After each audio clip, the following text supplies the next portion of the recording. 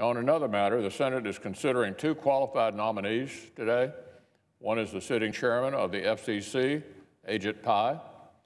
Chairman Pai has led a fascinating life, one punctuated by hard work and success. It had its beginnings in Buffalo. It traced a line through Canada. It unfolded in a small town of Parsons, Kansas, where Chairman Pai grew up with his parents, first-generation immigrants from southern India. He was on to Harvard after that, and then the University of Chicago for his law degree. Pai's resume prior to his appointment as a member of the FCC is as varied as it is impressive. He clerked for a federal judge. He worked in the Justice Department's antitrust and legal policy divisions. He gained practical experience in the private sector. He served here in the Senate as committee staff.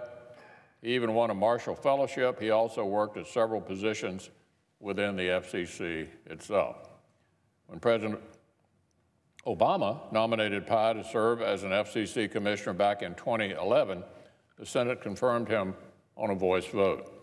When the Senate considers his nomination again today, I hope senators will come together to give him strong support one more time.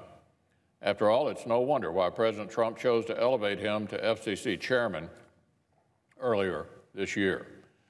He understands the communication industry from nearly every angle, considering his impressive resume. He understands the needs of rural communities in states like Kentucky, thanks to his own rural background.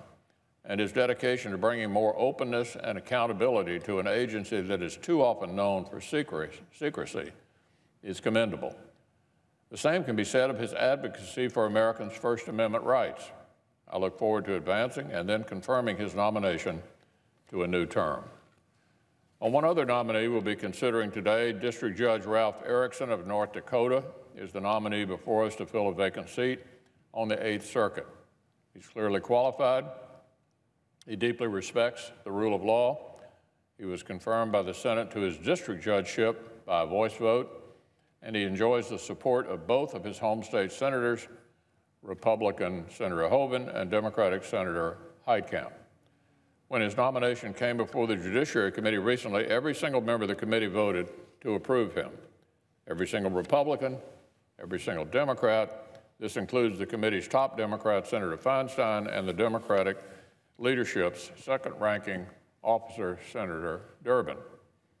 So you'd think this nomination would be about as non-controversial as it gets. You'd be right. And yet, Democrats still chose to erect another pointless procedural hurdle before we can actually confirm him. And we'll probably do so overwhelmingly, given that the Senate just voted 95-1 on this pointless cloture motion. 95-1.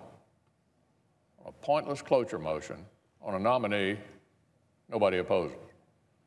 Up until now, our friends across the aisle have thrown up one unnecessary procedural hurdle after the next on even the most uncontroversial of nominees. As I've noted before, the opposition they've shown to these nominees most of the time seems to have little to do with the nominees themselves, nor whether or not Democrats even support them. Our colleagues actually do support the nominees, just as they do now. This has really got to stop. It's time to end these silly games. It's time to confirm Judge Erickson, a dedicated jurist who's going to make a great addition to the 8th Circuit.